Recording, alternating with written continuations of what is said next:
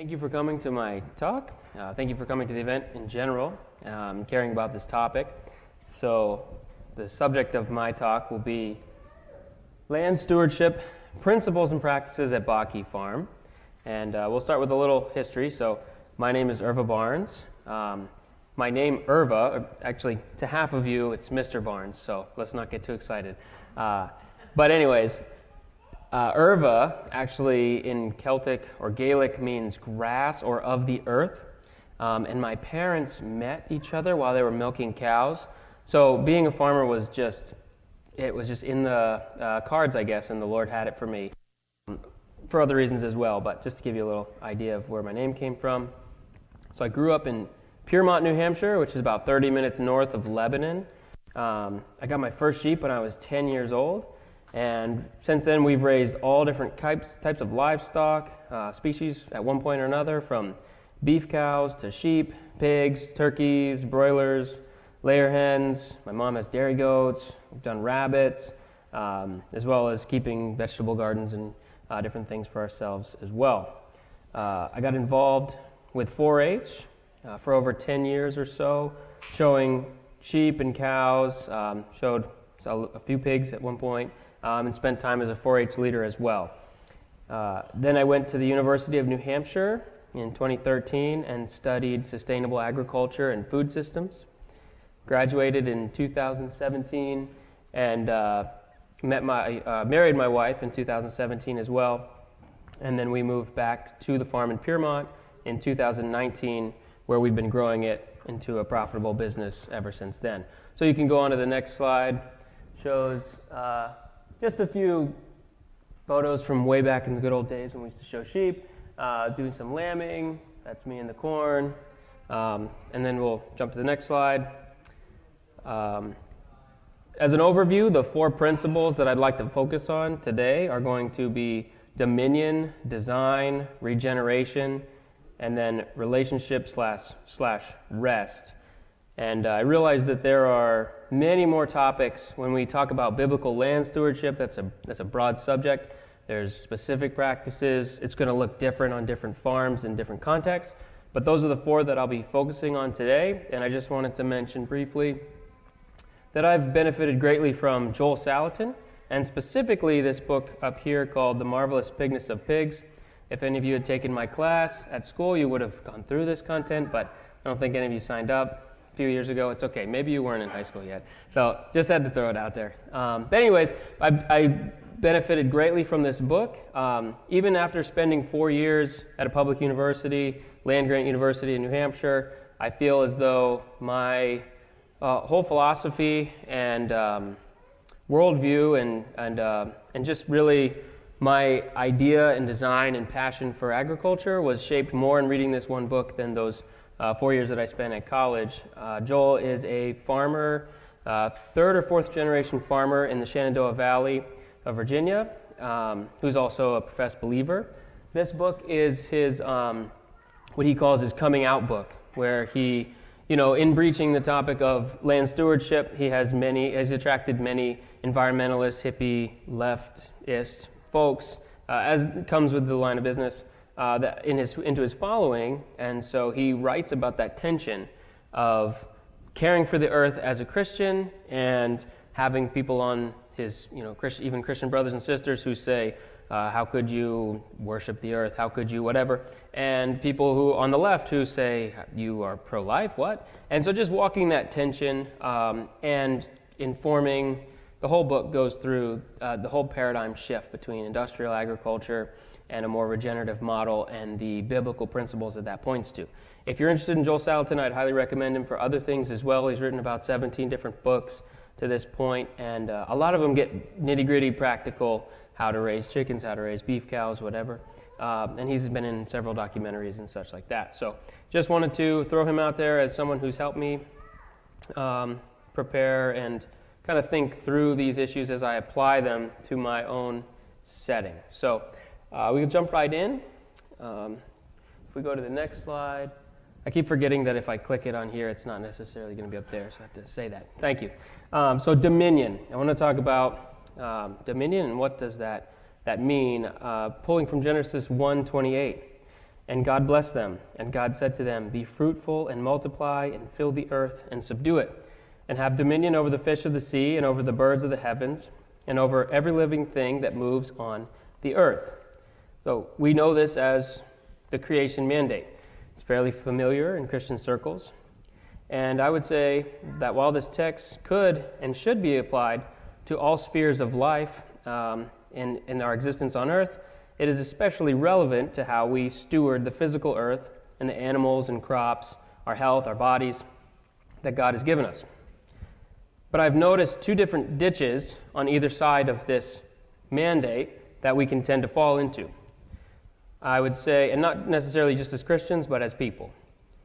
On the one hand, I'd say one side of the road, one ditch that we fall into, is in one sense the industrial mindset and the industrial agriculture paradigm of taking dominion as being primarily concerned with efficiency and productivity as the chief goals, the only good to measure something by. This mindset would argue that all progress is good progress. Bigger, faster, cheaper, always equals good. This has been a prevailing mindset in our country since the industrial revolution, and post-World War II and Green Revolution. The living components of the soil and the unique biology of different individual species is generally ignored and reduced to some kind of inanimate machine. And this comes at the cost of disregarding God's design in all of creation. But I think there's an overcorrection on the other side as well. The other side of the ditch, I would say, often involves some degree of elevating nature as sacred and unblemished. We did touch on some of that this morning, but I think it goes a step further. Not to creation worship, and then the outworking of it is that creation would be perfect if man had left it alone.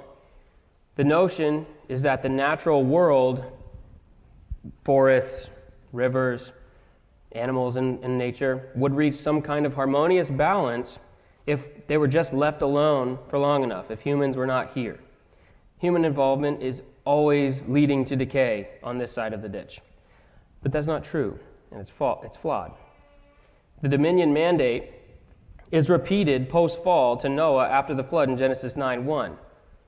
So it applies both to the world pre- and post-fall. God has purposed that human beings are to be involved in restoring order to creation.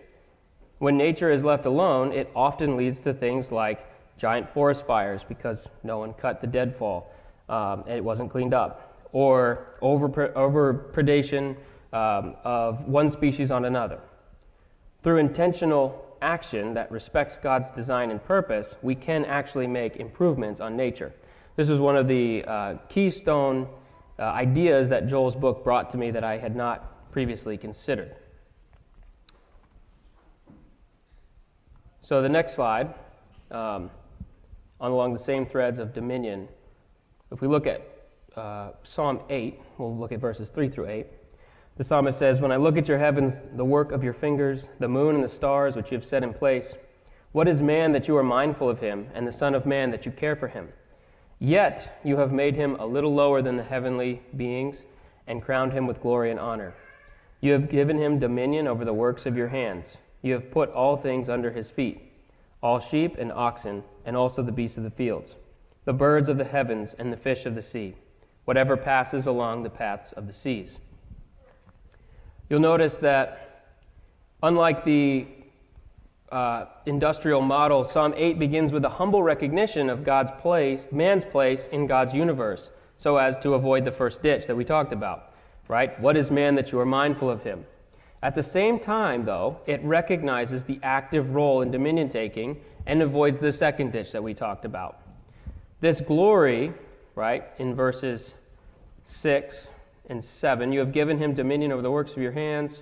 Verse 5. You have made him a little lower than the heavenly beings and crowned him with glory and honor. I think there's a glory there that is being made in the image of God, and one outworking of that, one particular glory of mankind, is that it leads us directly into taking dominion over all things. I believe that particular glory that God has placed on mankind is in one way to be expressed in how we rule over the earth.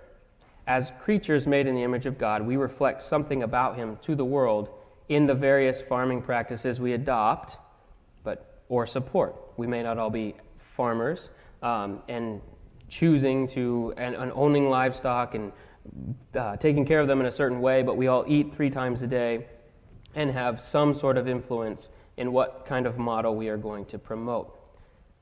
So switching out of dominion and into design, the next slide shows you 3 different animals there. You've probably heard, switching gears for a minute and just thinking about apologetics, you've probably heard of some kind of apologetic argument in your life that makes the case for intelligent design, like we were talking about in The Creation Cries Out. One that I heard common in college was that, let's say that you walk into a workshop one day and you see an assortment of scrap wood and tools and hardware and whatnot, but you don't see anybody around. And the next day you come back and all of those pieces of lumber have been assembled into a table. You wouldn't just assume that those pieces of lumber assembled themselves, but you would assume there was a designer. Somebody came along and somebody put those together. And the same can be said for looking at nature and what we talked about this morning, right? The evidence points to intelligent design. And I think taking that a step further than just that God exists in the general truth, specifically, I'd say that holds true and should hold true for all of our thinking about how to best steward the animals, plants, and the land that God has entrusted to us. I think too often, agriculture in America is focused solely on getting bigger, making more money, and feeding more people, at least in terms of making more calories, not necessarily more nutrients. And that this is, oops, I lost my place, whatever. Looking at the 3 animals in our pictures, pigs are confined into small crates that they can't turn around in and raised on concrete. Chickens are placed in small cages, and beef animals finish their lives in manure pits, known as CAFOs, concentrated animal feeding operations. We've even had the grand idea that feeding cows and other animal byproducts to cows or other herbivores was good and safe. Oops. I recommend the book Mad Sheep by Linda Fales for a fascinating yet disturbing true story from right here in Vermont in the early 2000s of how the government mishandled the mad cow outbreaks and blamed it on sheep, forcing an honest family farm to have to surrender their animals after years of a legal battle. And I think the most shocking thing about it is even when the truth came out, there were no repercussions for any of those who were in the wrong. Another thing that we have done against God's design is to max out the soils that we grow our crops on, giving them no rest until the organic matter has been reduced to unprecedented lows, and we reached a soil erosion rate in the United States of 11 tons per acre per year, most of which occurs in the Midwest, nonetheless still happening. So I think we need to look to God as the creator and master designer of all of life and its natural processes. The pig was given a snout so that it could root in the soil and help us turn it. This can be a dramatic disturbance if they are left for too long in one place, but can also work wonders to restore pasture when given in short doses. The chicken was designed to scratch in the dirt. They are naturally curious and will get in trouble if they get bored or are not given enough space. Cows are herbivores and are meant to eat grass. The earth is modest per se and covers itself with weeds and other plants if left alone. It wasn't meant to be left uncovered for long. What I'm trying to say is that issues arise when we try to go against the natural order of things. And we can even do this to ourselves at times. When we overwork ourselves, don't sleep enough, overstimulate on caffeine and screen time, promote free love, or shove people into 4x4 cubicles to spend 30 years pushing buttons, we see the negative effects. But nature wins every time. We need to respect the Lord's design for our own selves and those that He's placed in our care. So moving on to the next slide, regeneration. Because of what I said about dominion, because it's true, and the fact that human involvement can improve the land, we believe at Baki Farm, and something I've been convicted of over the last few years, is that our goal in agriculture should be to make improvements to the soil, to animal health, to the water supply, to the air, and to overall human health. Proverbs 13:22 says that a good man leaves an inheritance to his children. And I believe this certainly includes an inheritance of faith, of normal family and church rhythms, potentially material wealth, skill sets, knowledge, wisdom, maybe family recipes. But also in the agricultural setting, I think that means leaving a legacy of soil health. The conversation about regeneration, right? We talked about the earth this morning and not just being trashed and replaced, but to actually be renewed. I think if we're going to make strides in regenerating the earth now, that conversation has to begin and end with talking about soil. And the key element we want to focus on when we're talking about soil and soil health is organic matter, typically expressed as the percentage of the soil by mass, which is typically 2 to 10%. This is the most scientific I'm going to get all morning or afternoon, and then we'll get to more practical things. But let me explain to you a little bit about organic matter if you haven't heard it yet, haven't heard much about it. Some of the diagrams are helpful. So, and organic matter is in the soil is comprised of living organisms and things on the surface, as well as about up to 6 inches below the surface. Things that are recently dead, so bugs that just died, leaves, adding manure, and then what we call the very dead part of organic matter, which is things that have composted for so long they've become stable. They're not soil mineral, they're living carbonaceous material that has composted to the point of being stable in the soil, and we call that humus, H-U-M-U-S. And the humus here is the bread and butter. So if organic matter is the bread and butter of soil, then humus is the bread and butter of organic matter. It has a slightly negative atomic charge, which allows it to hold on to nutrients that plants will then eventually utilize. It adds a porosity to the soil that, with increasing amounts of organic matter, allows the soil to then increase its water holding capacity as well as airflow. And it also helps house and feed the living organisms in the soil. And so soil and organic matter is tied directly to the water and carbon cycles. Healthy soil can retain water and be flood and drought resistant while holding plenty of nutrients, housing a diverse range of soil organisms, and growing healthy plants that are resistant to pests and diseases. And you can't talk about building organic matter in soil without talking about rotational grazing. The main way that we can pass on healthy soils to our children and grandchildren is through rotational grazing. The basic concept of rotational grazing is that animals don't stay in one place for very long, right? The herds that moved across the Great Plains, the bison, the gazelle, and the wildebeest in Africa never stayed in one place because predators pushed them along. So as human beings, we have the ability to strategically move animals from one place to another so that they don't overgraze and overburden one place for too long.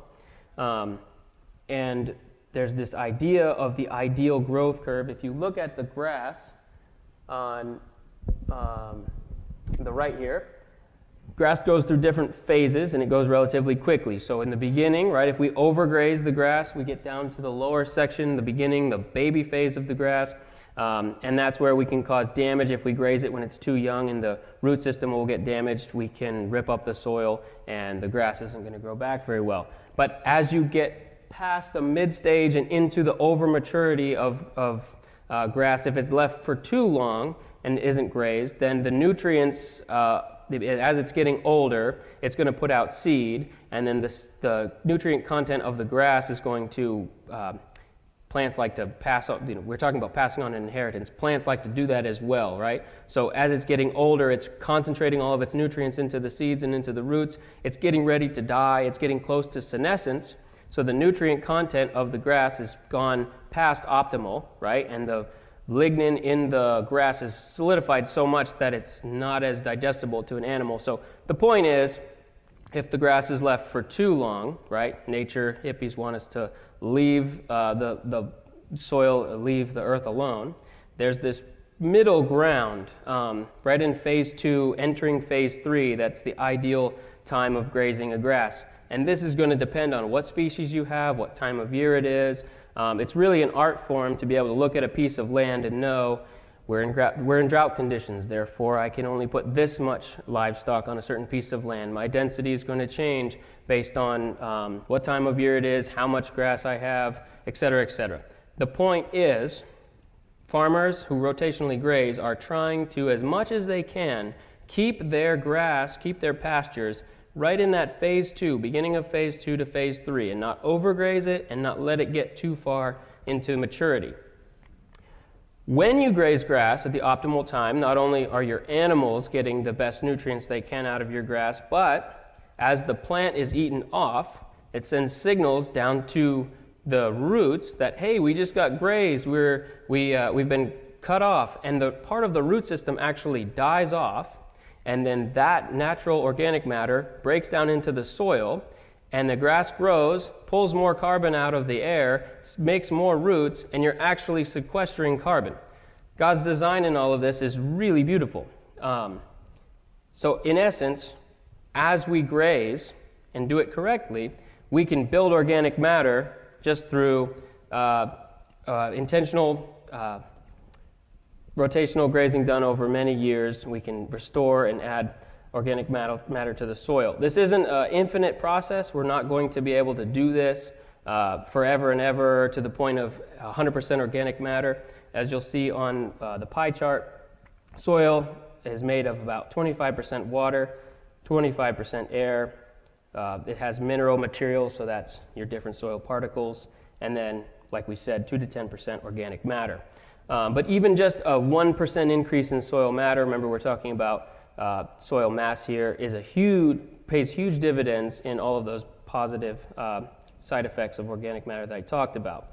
And I'll skip that point because we're running on time. So moving from there to rest and relationship, the last kind of principle that I want to talk about would be that any agricultural model, and really any business model for that matter, will not last very long if it doesn't incorporate healthy periods of rest.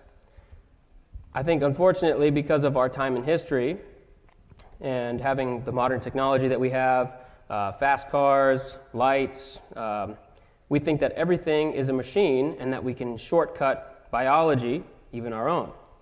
But we know that the Lord commanded a Sabbath rest in Exodus 20, and then later rest for animals, and even a seventh year rest of the productive agricultural land to be left fallow. This makes me thankful to live in New England because it seems that the natural seasonality forces us to rest, or at least slow down a bit in the winter when you live on a farm. I can be very ambitious and driven, so this built-in rest is a check on my own need or sense of need to be productive. In the wintertime, though, our soils rest, the sunlight decreases, the sheep only give birth once a year, and there are certain animals that we raise only seasonally. Farm life, especially for profit, and especially in modern times, can be very stressful, and the rates of farmer suicide is 3 times higher than that of the general population. I think the issue is certainly complex, but it would not be a stretch to say that the financial and physical stress, the pace of life, fluctuating prices of grains and oil that are outside of the farmer's control, and the pressure to produce more with less that are unique to the industrial farm model all contribute to this issue of farmer suicide. But instead of that model, what we are aiming for, after our busy spring of planting, summer grazing, and fall harvest months, is to not only rest the animals and the soil, but our own bodies, to make room for time as a family, to rest and to worship the Lord together daily, and to really think Christianly about how we go about our agricultural endeavors. Before having our son, my wife and I tried a little bit of everything. Like I mentioned earlier, we've dabbled in all kinds of different farming enterprises. But now, having a little one, we realize that we need to narrow our scope and just focus on a few things that make money and that we actually have the time for that will last and be viable into the future. So for the remainder of my time, I'll be focusing on the 3 main enterprises that we have kind of narrowed our scope onto our farm this time in our life right now. And okay, so next slide. And those are going to be, we'll talk about raising sheep, broilers, which are meat chickens, and our egg production. So now, after all the principles and the overview and the whys and hows and all that, we're going to look into the nitty-gritty of what we actually do on the farm. So our practices, moving into the next slide, the sheep. This is the thing we've been doing the longest at Baki Farm. Like I said, it started as a 4-H project when I was younger, and my mom uses the wool as kind of a hobby thing. She knits and sews and does different things. Noelle and I have leased land adjacent to the main farm, about 12 acres, since 2020, and we've been able to see incredible improvements in the pasture quality from year to year by rotationally grazing what was previously unkept and unused land. So in the first year, the winter of 1920, we had part of one of our fields burnt by the local fire department to get rid of some of the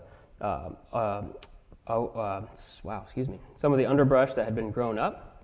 And other than that, our management has been a mix of grazing and mechanical mowing. We haven't used any seeding. We've done a little bit of no synthetic fertilizers. We did a little bit of additional manure spreading one spring when we had extra manure, but it's mostly been just purely rotational grazing that's improved the land. So last spring was the only year that we added manure to what is just typically been sheep and chickens rotationally grazed on our land. We're typically able to graze the sheep from about May through October. This year's been a little warmer. We've got a lot of rain. We've had nice temperatures. Maybe the sheep will get to stay out until early part of November. We'll see. In order to do that, right, as the fall sets in and the cold temperatures come upon us, the grass growth, the metabolism slows down. But if we have left strategically certain places ungrazed or only grazed once, then we can do what's called stockpile grazing. And even though the grass is pretty much stopped growing, we still have stuff stored up that's still living grass, which still has a lot more protein and nutrients in it than feeding hay, so we can have the sheep access that. We can't do year-round grazing, as some farmers can with cows, because sheep are just not very good at pawing through snow. You can, even in the winter months, there are farms in Canada that graze cows 365 days a year just by stockpile grazing, and the cows can plow through the snow and eat what was ungrazed from the year before. We're unable to do that, so our grazing is about May through October. We use portable electric netting and solar energizers from Premier One. You'll see that in the next few slides. We won't go there quite yet, though. The sheep live, for the winter time, they live in a 3-sided pole barn at the main farm, and we use a deep bedding system to keep the barn clean and provide some warmth. It gets cleaned out once in the spring, typically after the sheep have gone out to pasture.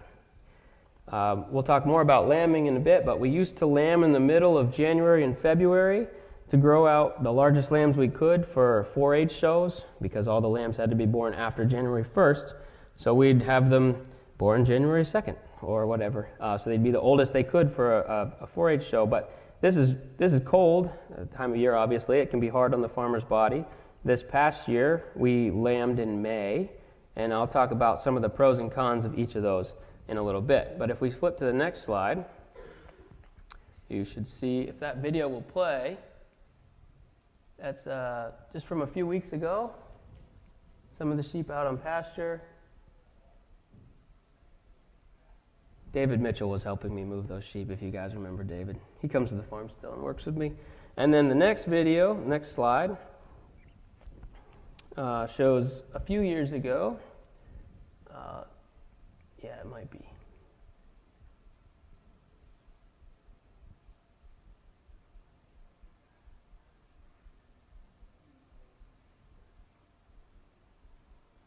This is, I think this was the first year, maybe the second year we were grazing this place. And this is us letting the sheep out in the morning, one morning. Get out. So that's that electric netting We get it from a company called Premier One. We mow, and then you'll see other pictures of it, but it goes out and it runs at about 7,000 volts of electricity, so keeps out bears, keeps the sheep in, and then we use a solar energizer that stays out there so we don't have to run electricity to the fields. So that's that. Our next slide shows you some pictures of lambing. So the first 3 pictures on the top there are lambing on February 15th. I don't know what year it was. And then the 2 on the bottom are lambing on May 21st of this past year. You might be able to tell a little difference in the lighting, in what we're wearing, that the temperatures are different. So winter lambing, we'll call that like January, February, and maybe some of March. We'll call that winter lambing. Some of the benefits actually of winter lambing are that it can result in some hardier lambs, because when they're born, it's cold and there aren't any parasites that they can pick up off the ground. Another pro of winter lambing, when you're farming and you have many things happening, you're farming for profit, you've got a lot of stuff going on in the farm, winter lambing doesn't interfere with your many spring projects that you've got going on, like getting the garden ready and cleaning out the manure in the barns and getting your spring chicks from the store and getting them set up and all that. May not be an issue for the backyard hobbyist, but certainly something that needs to be considered on a larger operation. And in case anyone was curious, in the winter, it's really not the cold that will kill a lamb. We do get a few mortalities, but it's the wind. The sheep are hardy, the moms are good. We do have to get out there more often, but it's the wind. As long as you can keep the wind off of the lambs and get them dried and get them nursing, they do just fine, even on the coldest nights, because the mothers always seem to pick the coldest nights to have their babies. Some of the cons of winter lambing are that it can result in a few more mortalities, but also, as a result of the cold and needing to dry off lambs, the process of getting lambs out is harder. It's harder on the farmer. The sheep do okay, but we have to check them through the night. We have to suit up. We have to endure the cold ourselves. You have to spend more time per lamb getting them dried off, making sure they're nursing, because the stakes are higher. If a lamb goes a few hours in the spring and doesn't get dried off, it's okay. It's 50 degrees. Mom will take care of it. She'll be okay. If mom's not a first-time mom, she's not doing a good job in the winter, lamb takes a few hours, doesn't get cleaned off, it's cold, lamb can freeze. So it's more work that we have to do, and certainly something to consider when we're, raising toddlers. Spring lambing, we'll call that late March through May. Some of the pros of that are certainly that it's warmer temperatures, so easier on the farmer, less lamb mortality. Usually, one of the other benefits is that the ewes have been sheared by this point, potentially, so that makes assisting, if needed, easier. They have less wool on them, the lambs can access the udder easier, we can access pulling the lamb easier because there's no wool in the way. But some of the cons are that later born lambs may be susceptible to parasites and may grow a little slower. It may interfere with some of the spring farm chores and projects. And the lambs may not be mature enough yet. They take about 6 weeks to 8 weeks, really, to be weaned from their mothers. And they may not be ready yet to begin grazing if they've been born late in May. It may not really be until the beginning of July that not that they couldn't be out on grass, but they're not really gaining any of the benefits of grazing until they're about 8 weeks old. So what a farm chooses to do is going to depend on what works best for them and what else they maybe have going on. Noel doesn't know this, but I think that maybe in a world when we are past the toddler, young child, raising babies phase of our marriage, I may want to consider going back to February and March lambs. We'll see. But what we do know is that it takes a lamb about 6 months to grow out to be ready for being processed. We actually wait usually about 8 months just to make sure that they're sizable enough to make it worth our investment. And in the past, we have tried selling cuts of lamb with a little bit less than wonderful success. It's not as popular of a cut of meat that people enjoy. And so now we just sell whole lambs. And this fall, we have been using a local butcher, but this fall we are going to begin some of our own on-farm lamb processing, which I'm very much looking forward to. So back to the grazing conversation, the next few slides. So this next one shows some of the weeds that were in the field year one before the pastures had been left. Previously they'd been hayed, but it's been about 5 to 10 years of just being left completely untouched to grow up and get weedy. So on the right we've got bed straw. I'm not really sure what that is on the left. Then in the next photo on the left we've got some dock. On the right we've got some goldenrod. The next one is just a picture on the left. Kind of shows a bit of what the field looked like in the first year. This field actually had been burned before this picture was taken, but you can still see milkweed. You can still see some bed straw there. Let's see, what else did we have? I thought I wrote it down. We also had fern, buttercup, lots of milkweed, wild morning glory. That and buttercup are both poisonous to sheep. And then the video on the right is from a month ago or so. The sheep are on one piece of land right there. They had just grazed that section. And then over here on the right is where we were about to move them to. And you can just kind of see some of the difference. That had been grazed once already that year, but just to kind of try to give you a little bit of a picture of some of the make. The next slide is just a short video on me. There might be sound, I don't know, it doesn't really matter. But just me spreading manure a few springs ago onto the field you just looked at. So other than this, we've added nothing to the fields. It's been all from the animals themselves. And one of the benefits, you might say, when a sheep grazes, right, and eats grass, she is taking some of that with her, right? She's growing her lamb. She herself is taking some of the nutrients out of the grass, but she gives it back through, end, right? She poops and she pees every day, but what's happening there is she's taking grass, which has a slower metabolism, and it's going through her gut. And as a ruminant, right, animals have a lot of bacteria in their guts, and then that's coming out on the other end, and that bacteria is getting added to the soil, and that manure is breaking down faster than if the grass had just been left there or if the grass had just been cut. So that's adding to this conversation we had about grazing grass at the right time, right? So you're adding this level, pulling carbon in from the atmosphere and the roots dying off, but you're also adding a more bacterial, microbially active substance to the soil by adding the animal manure to it. So a little bit about grazing and how that works. We'll jump on to the next one, and we'll start talking about layer hens, egg production. Back in 2019, we had a few dozen hens. We always had just a few for our family use. Then in 2019, we jumped up to 40 birds. They were free-ranging, walking around the farm, pooping everywhere. You had to watch where you stepped. They were in the garden, getting in the hay.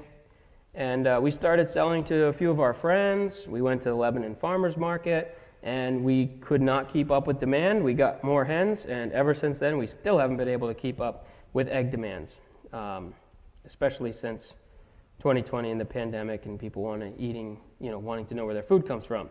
So then next, in the summer of 2021, we made a big jump to several hundred birds and launched a pastured layer hen operation in the summer of 2022, last summer. And if you look here, in the middle, on the top, and on the right, is my friend and I unloading this giant structure that I built to be a summer chicken house that would get moved around with them from field to field. In the bottom, I'm collecting eggs in the field. That little structure, I'd carry water for them every day. The dog is there for predator protection, etc., etc. So we had some varied success with this.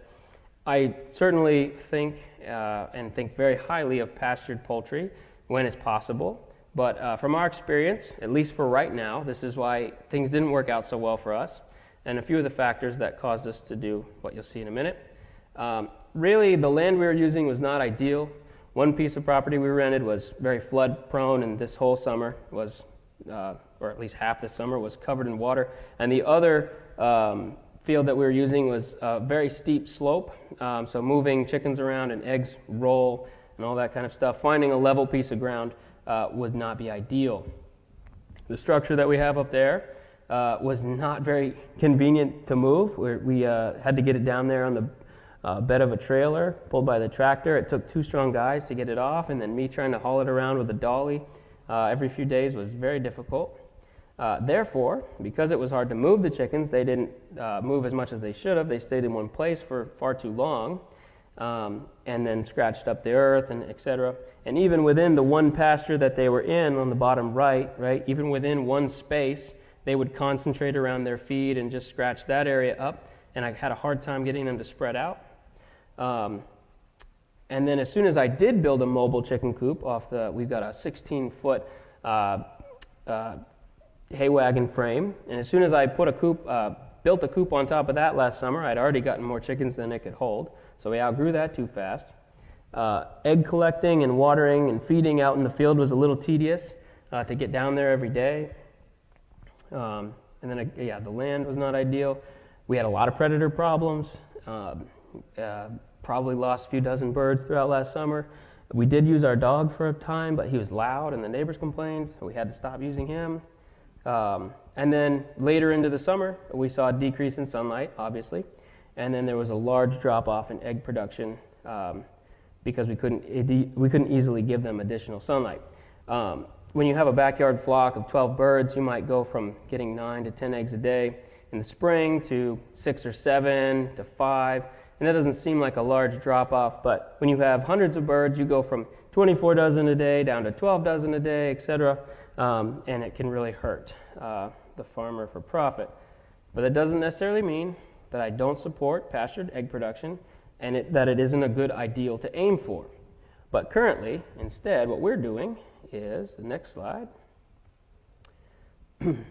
we built this chicken coop in the summer and fall of 2021, and this is currently where we're producing right now.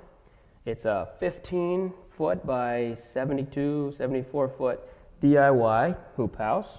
We have on the side, I don't know the best picture, probably the bottom right, you can see some of the posts. We have 4x4 posts sunk 2 feet in the ground, standing 4 feet above the ground.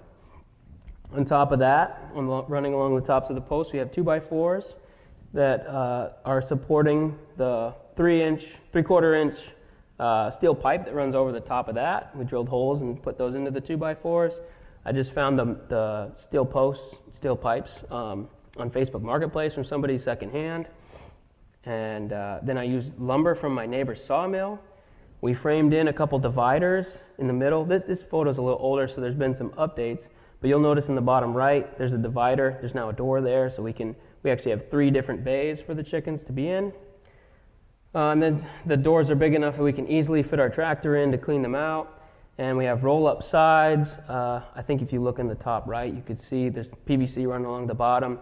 And so at least the entire 4 feet during the summertime, we can roll that up for easy airflow, and along the end doors as well.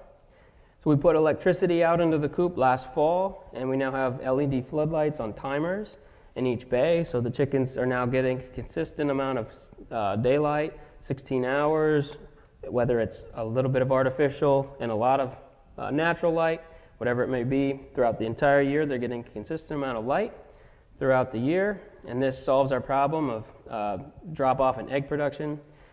In New England, we get so very little sunlight in the winter that it makes it very difficult. The egg production in times can drop to nearly nothing, and that makes it hard in our region with egg production to be profitable. And it isn't that uncommon for small backyard flocks to have some kind of light in their chicken coop, even if they only have a few dozen.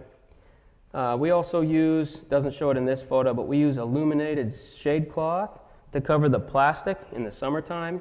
So think of those reflectors in a car windshield, right, that keep the sun out and keep your car cool.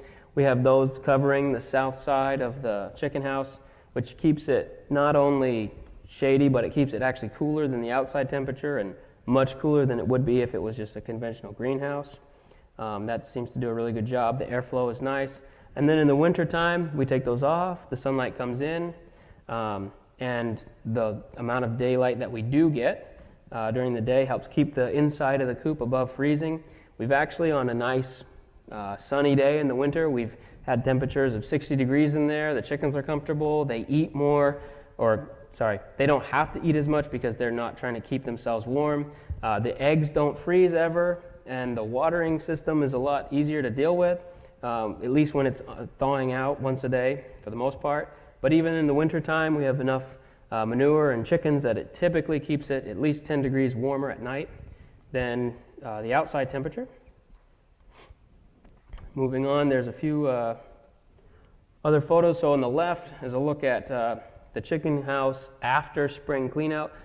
Apologize if the photos aren't the best quality. Got blown up a little bit and the resolution isn't the best. And then on the right, so that's a picture of this past winter. We had shavings in once a week to help keep it clean.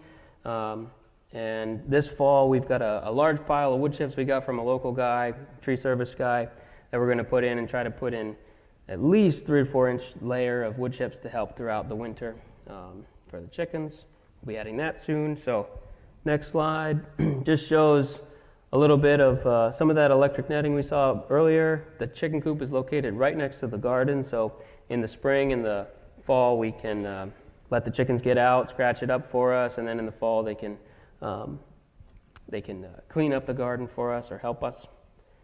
And then our next slide, this is going back several years. I don't know if you can see this very well. We'll talk more about what this little box is, but it's a box that we raise our meat birds in.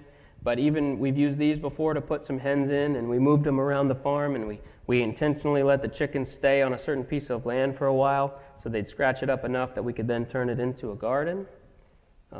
Little things we've done. The next slide is a video of last month. They've grown a lot since then, but this is the chicks that we've grown out that are then going to be starting to lay here in another month or so. These are all our pullets in the pole barn. So we raised the chicks ourselves this year.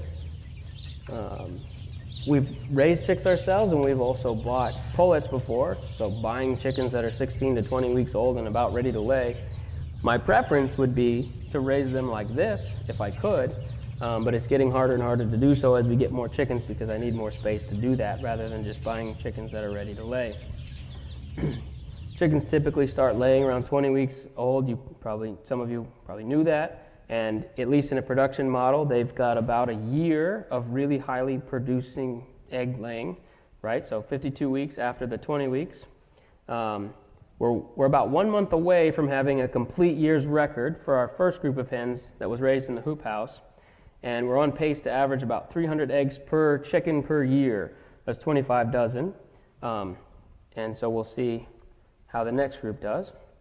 And we're still working on the details of this, but then once those chickens get past their 1 year of egg laying, we've got to do something with them because continuing to feed them would be throwing money at something that's not producing as much anymore. We call these spent hens. And on a backyard flock, this could be chickens that reach 2 or 3 years of laying cycles rather than just 1. We still have a bit of a conundrum on our hands, and we have to figure out how to get rid of a few hundred old hens, but we're currently working with the Roby farm to get our hens processed into their line of pet food and into some stew hens, right? Older hens have a very particularly sought after yellow fat on them that's more conducive, right? Grandma would tell you that it's the yellow fat on the hens is better for making tallow and things like that. So we will see how successful that is. The backup option is to give some away to friends and compost the rest. The next picture shows a bit of our watering system. I've tried all different kinds of systems in the chicken house. We've tried some different DIY ones, but this is the one I've landed on for hundreds of birds. We have a 55-gallon, blue 55-gallon drum that we put these red drinking cups around the bottom. We get those again from Premier as well. It's cheap and easy, and it takes care of a lot of birds. You'll notice, I don't know if you can see it in the picture, I built a kind of a frame on top of the barrel so that the chickens couldn't get up on top of it, which then keeps their water cleaner. And we also installed a water line, which doesn't really show in here, but we installed a water line throughout the entire top of the inside of the chicken coop, so I don't have to drag a hose to each barrel. Makes watering very convenient. The next slide shows what I think is the best addition to our egg production system, and that's been these roll-away nest boxes from a company called Best Nest Box. Typically, with just a backyard flock, we'd use conventional wooden nesting boxes that we built ourselves, and they work fine for years. But some of the advantages that we have with this newer system is that very few eggs, if any, are broken or eaten because the eggs roll away and the chickens can't get to them. So we have very few chickens that we have to get rid of because they are egg eaters. The eggs are typically cleaner because they roll away. We don't have to use shavings as bedding in the boxes. There's a nesting pad that we can replace or clean. The colony style, there's no dividers in it. Okay? The colony style, one bay, and the curtains in front of it for privacy encourage the chickens to go in, which means less eggs are picked up off the ground. Because the eggs roll away, they don't take up space where the chickens are laying, so you can actually have more chickens utilize the same amount of space as before. Being made of metal, they last longer. And additionally, we don't necessarily take advantage of this, but the egg tray can be switched to be the other way around, 180 degrees, so that you could install it into the side of your barn and you could collect the eggs from the outside if you wanted to. Maintenance on these things is very simple. We take a putty knife and scrape down the manure off the top every day. We replace the nesting pad every few weeks, pressure wash all the boxes once a year or so, and replace and tighten any loose bolts as they come up. It's very, very simple. To give you an idea, this size that I use, which is the biggest they make, used to cost me about $200 per box. Now they run about $280 because of inflation. And I use about 3 boxes for every 200 chickens or so. The video on the right is just our little egg washing system. It's humble and simple, but it's faster than scrubbing them by hand, and we can do about 25 dozen eggs washed in 15 minutes. After that, we store them down into our root cellar, and oh, there it goes. I've heard that noise so many times. Just a little video. And like I said, we have another group of hens that's about to lay. Once they start, we're going to be at about 700 laying hens at about doing 300 dozen eggs a week or so, and the plan is to put in another house and double those numbers for next year. So if you need eggs, just let me know. And lastly, our broiler system. It's 3:43. I'll try to wrap this up. So we began in 2019 raising about 40 broilers for ourselves and for a few friends. Our first year, we killed them all by hand with no cones, no real equipment. We scalded them and then we plucked them by hand the good old-fashioned way. It was a lot of work, took a lot of time, but I recommend it to anybody who wants to get into it to at least try a few birds plucked by hand so you can really properly appreciate the mechanical plucker when you use it. It's a lifesaver. It's a game changer. So our chicks spend the first 3 weeks in a brooder on the farm, and after that, at about 3 weeks of age, they're moved into these boxes out in the field. This structure is actually stolen from Joel Salatin. He's got a book on designs and things. There are many different permutations of this system, but this is the one that I chose to go with. It seems to work the best for us. These boxes are 10 feet wide by 12 feet long, and they can hold about 50 to 75 birds comfortably, moved every single day, so that they have fresh grass at least once a day. I used pressure-treated lumber on the bottom so it didn't rot as quickly, and I built a wooden dolly, you can kind of see on the right there on the bottom, that goes underneath the back to lift the back end up onto wheels. I wish I had a video of me moving the box. That would have been really cool. But in about a minute's time or so, we can open it up, take the food and water out, put the dolly in the back, run to the front, drag it along to the next piece of land, take the dolly out, put the food and water back in. It doesn't take that long. The longest part is driving the four-wheeler down to the field. I think these are great, but I think honestly the next time around, I think I'd make the size a little smaller. If you're thinking something for a backyard, you have to think about what you can do and your human resources as well. I can move these just fine, but it's not a task I would give to my wife, my aging mother, or my young kids to move these because they are pretty heavy. and they do take a fair amount of damage being dragged through fields and being so wide. There's a lot of force exerted on these guys. So again, the birds are then in the boxes for another 3 to 4 weeks before they're processed, so 6 to 7 weeks total.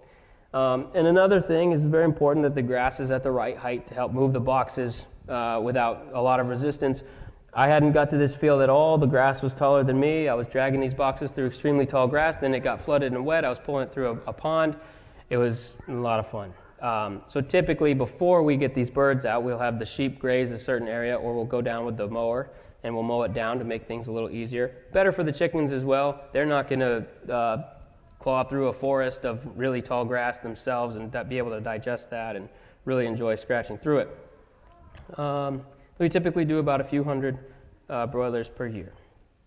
The next picture shows a few of the different designs. So you just saw the Salatin box, about 2 feet high, 10 by 12. John Suskovich designed the one on the left. So some folks like those because they're a little smaller. You can walk into them because of the way that the frame is on top, making it a little easier rather than trying to bend down and catch the birds. And then all the way up to these giant farms out in the Midwest who do pastured poultry on these giant prairie schooners. This one's like 30 feet wide by 50 or 48. Some are moved by tractors. Some are even so high tech that they have a computer system and wheels that moves it an inch every hour, so no human ever has to move it.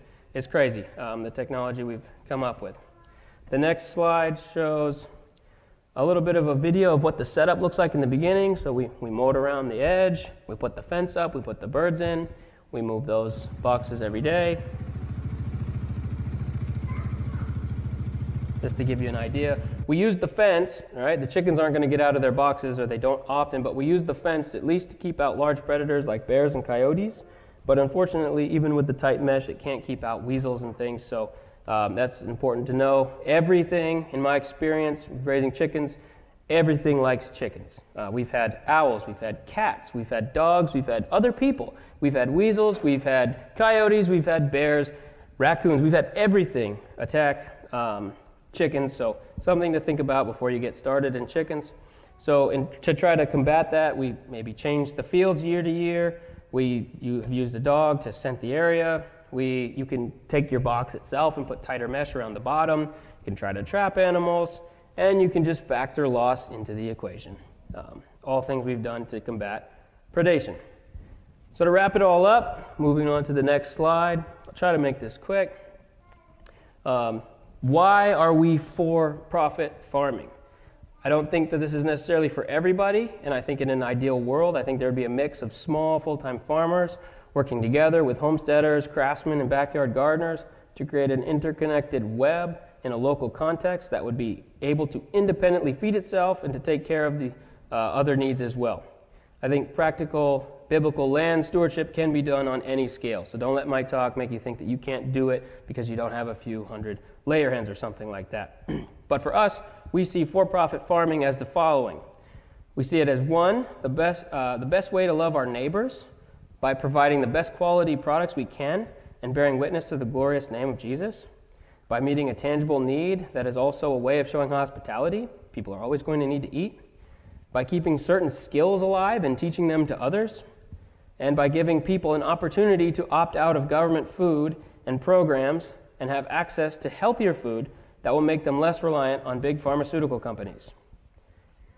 Secondly, I also see this as, why are we for profit? Because I see it as an obedience to my calling that God has placed on my life. Like I mentioned with my name and all my other experiences, I believe that God has assigned me to do this and given me a passion for it. And that must be the reason why I was raised on a farm and have all the experiences that I have. And lastly, I think that being for-profit allows, or is going to very nearly allow me to be fully committed to the farm as a full-time profession and live a lifestyle that is conducive to bringing our children up in the discipline and instruction of the Lord. The agrarian life is full of biblical lessons, and my children will get to see me work and work with me in age-appropriate ways as they grow up. We as a family will be sharing in a common mission rather than going in separate directions. And of course, this can be done in other professions and lifestyles, or in this profession to a different scale. But I find that agriculture is very potent and being connected to the land and the rhythms that God has established.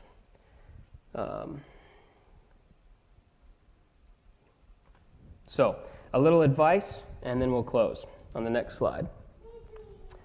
A little advice for getting started. I don't know where you are at. I don't know if you've raised animals, if you have goals and ambitions, if there's a new skill you want to learn, if you just want to know where your food comes from, or you want to be able to feed yourself a little bit. We're all probably coming from different spaces. But if you want to get started on a new project or gain a skill, here's a few general pieces of advice. First, as we talked about, I'd say consider God's design for whatever it is that you want to grow. When thinking about starting a garden or raising rabbits, think of the natural functions God has given those plants and animals and try to use an agricultural system that most closely resembles that as possible. We live in a fallen world, and we're not asking for perfection by any standard stretch of the imagination. When thinking of design, consider what kind of property you have access to. Don't go against nature. Don't try to graze chickens in an area that's flooded, or to plant a garden full of annual crops on a hillside. Next, mentorship. Find someone who knows more than you do and, ideally, is doing or has done what you want to try. In-person mentors are 1,000 times better than finding a video online or even better than books. People may be able to better apply wisdom to your specific circumstance and will create a friend in the process. Try to be imaginative. Maybe you don't have enough room to raise a beef cow or to raise broiler chickens for yourself, but you know somebody who does have the space and could do it for you, or you could pay for them to do it, or you could trade some of your labor as part of an agreement and in the process develop skills and knowledge. If you are that more experienced person, consider giving your knowledge and time generously to those who are trying to get into this world of raising their own food. Now more than ever, it is important to be passing on this knowledge and these skills in a time when many rural arts are being lost. Failure. Fail small. Don't be afraid of failure, but try to do it in a small way. I have had many great ideas in the last 4 years, decade, 2 decades of being on the farm, but like I said, it took many different attempts before I found the right chicken watering system, feeding system, broiler box system, egg washing, and so forth and so on that fit our context. If you have a new idea, try to run a test on it in a certain way that if it fails in a small enough way, you can learn from it and not break the bank. The top right picture is an idea of one of my failures, the trash can chicken feeder. Holds a lot of food, but I only put 4 PVC pipes in it. I could only feed 4 chickens. It didn't work out very well in a group of 200 chickens. So I'm actually trying to pass it on. Nathan, I don't know if you need a new chicken feeder, but anyways, I couldn't sell it. Nobody wanted to buy it. So I failed, but I only spent $50 and failed in a small way. And I'd say along the same strand of failing small, consider breaking down a big goal you have or an ambition of yours into smaller steps that may take multiple years. Maybe you want to raise sheep for the first time, but you have no experience to speak of. So in year 1, you pay a farmer friend of yours to raise a few lambs for you, and you gain experience by helping them on their farm. In year 2, you raise a few of your own lambs and have them processed in the fall. By year 3, you're ready for the big time, and you buy some bred ewes and go through the lambing process. Then in year 4, you're ready to own your own ram and start a breeding program. In year 5 and beyond, you do things like rotationally graze your sheep, process a few of your own lambs, learn to shear sheep, begin knitting, etc., etc. The variations could go on forever, but the point is that we have to see our interactions with stewarding God's earth as a process we grow into. And lastly, shop local. We hear it all the time, but shopping local in this regard is important and effective.